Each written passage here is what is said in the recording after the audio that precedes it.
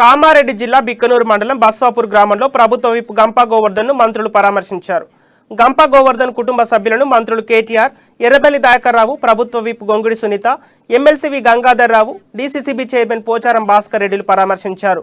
5 రోజుల క్రితం మాతృ వియోగం చెందిన గోవర్ధన్ మాతృమూర్తి రాజవ చిత్రపటానికి పూలమాల వేసి ఘనంగా నివాళులు అర్పించారు. గంపా గోవర్ధన్ రెడ్డితో మంత్రులు కేటీఆర్, దయాకర్రావు మాట్లాడి ధైర్యం తెలిపారు.